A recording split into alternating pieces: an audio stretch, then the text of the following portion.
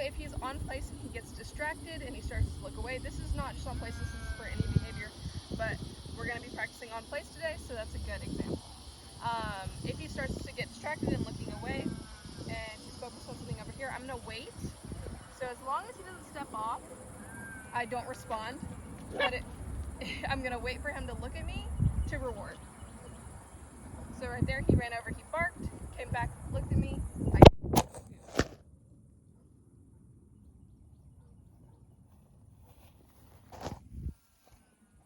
There we go. Please. Better, please. Good, there we go. Good, here. Please. Good, so all I'm going to be really doing is a lot of room service. We have two different types of rewards. We have what we call room service, and then we also have the clicker. Clicker is a terminal marker and a release from the behavior. I don't want to use too much clicker because I don't want him to start anticipating coming off. I want him to think staying put as much as possible is going to get him paid. Place. Good.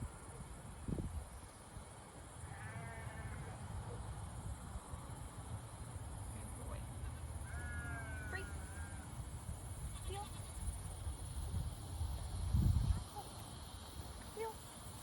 There you go, nice boy. So once again, waiting for that attention to come up and then feeding. The more you pay, the more you're gonna see.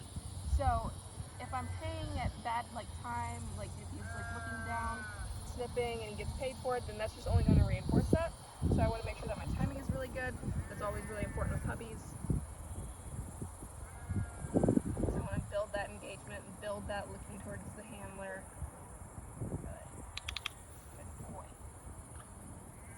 So the differences between room service and the clicker is that the clicker is going to create a lot of dopamine, a lot of excitement. It's a dopamine generator, so he's going to get all happy and fast, and he's going to move more quickly. However, room service is what more so he needs, and all that's going to do is create calmness and stability. So we're creating a lot of commitment to whatever behavior we're rewarding him. Good. And showing him that if he just stays here, he'll get paid. That's the kind of behavior that we want to nurture in him as much as possible, because he is a little bit spicy and quick, so we're going to slow him down a little bit with our reinforcements. Good boy. Put himself in place. Anytime a puppy offers, I'm going to reward. Even if it's not something I asked for, if they're offering good behavior, reward it. So don't be too specific with your puppies. Don't try to really hammer down on one thing. Remember that they are puppies, and the more that they are enjoying the training and putting in a lot of effort, the better.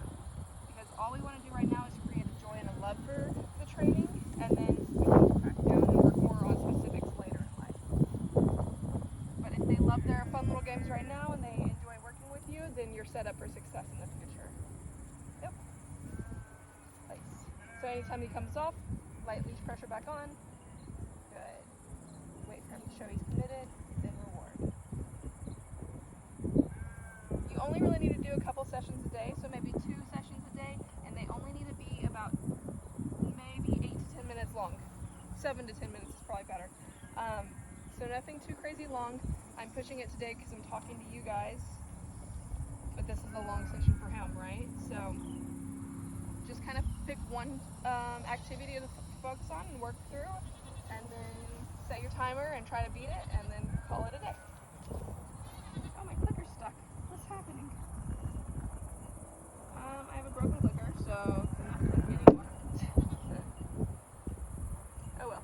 We don't need a much clicker with you anyways. Nice. Good. Good. So I'm going to find a place to jackpot here soon. Jackpots are really important because you want to end the session on a really high note, so that when you put them up, when you get them out the next time, they're still thinking about that awesome session that you just had, because they remember. I'm going to go ahead and do that right there. That was nice. He came back to me, sat, gave me full attention.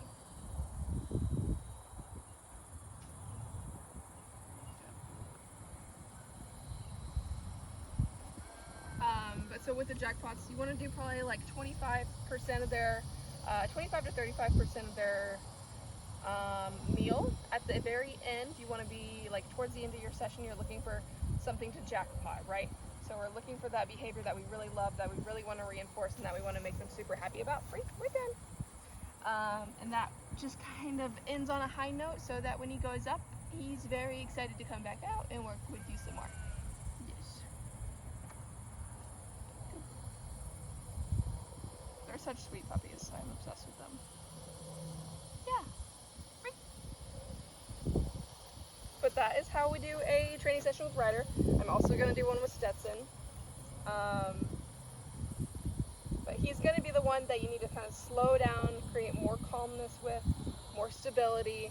Everything's slow, everything's controlled. We don't do anything fast. Whereas Stetson is already kind of naturally more predisposed to being calm and more still.